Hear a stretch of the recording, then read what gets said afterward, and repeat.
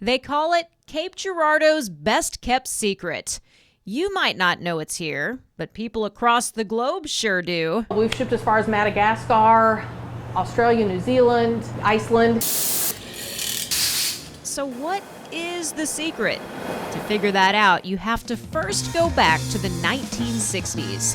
Erlbacher Gear and Machine Works was founded by a man named David Pee Wee Erlbacher. He set up shop here on the south side of town in an old bus station. And we started making gears and sprockets for the racing industry. They make even bigger gears now. Most of our clients are actually large publicly traded companies. They service gas, oil, mining. SpaceX even uses their gears. Even with that success, it hasn't always been easy. In 2008, the economy wasn't so great, and it affected our industry. So Pee Wee Erlbacher decided to take a chance. He saw this machine and thought maybe he could make one.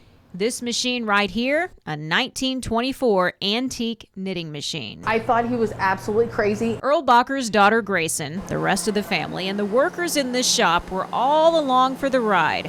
They spent 13 months developing a prototype. And we tried to keep it as authentic as the original one was. And they spent about $35,000, taking a big risk in a recession.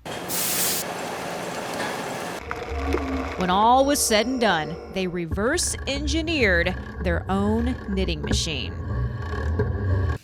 This is the finished product, something they've tweaked over the years and continue to fine-tune. And we are creating a product that people love. Pee Wee Erlbacher definitely had some forethought with this machine. And I could not imagine why in the world anybody would want to buy one. Well, boy, was I wrong. They have about 1,500 out in the market today. So many orders coming in, there's a backlog. We've got Ohio, Maine, Illinois, Utah, France, Fargo, North Dakota. This map in the office showcases where all the knitting machines have gone. You can crank out a lot of socks and hats with this. Perfect for the crafters out there who thrive on farmers markets and online shops. We have one lady who's put 3 kids through college with it. She has a shop, and so she makes socks and has sent her kids through college with it. Pee Wee Erlbacher lived long enough to see his vision become a reality. He passed away a few years ago, but his legacy remains. His ingenuity and creativity still inspires workers like Daryl Schwartz. I'm a third-generation machinist. He's been here 8 years. There's days when we all go to work that we don't like going to work, but that ends quickly when you actually get here. Everybody's great to work with. They're willing to help each other out at a drop of a dime. You don't get that many places. A small, family-owned business with seasoned veterans to high school seniors interested in this type of career. I haven't actually had a job in a shop yet. This was a really good experience and I've really enjoyed it. Trying her hand at sanding, grinding, welding, putting her fingerprints on a product that's touching nearly every corner of the globe. And they're proud to say this machine is made in America. We could farm out this and we could have these made in China by the boatload. That's not what we're about. And those customers from around the world, they make a trip to Cape Girardeau. Every spring, the business hosts an open house and what they call a crank-in.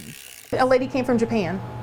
You're kidding. I'm not kidding you. She came from Japan and she brought her machine and she did the demos and they did shop. That's when they do the shop tours. They meet with the workers who handcrafted their machines and get a chance to tell them what they could do to make it even better. For a company that does very little marketing, word of mouth, they're doing pretty well. That chance the late owner took about a decade ago proved to be pretty wise, showing that sometimes you've just gotta trust your gut. That's our story, and we're kind of sticking to it. In Cape Girardeau, Crystal Britt, Heartland News.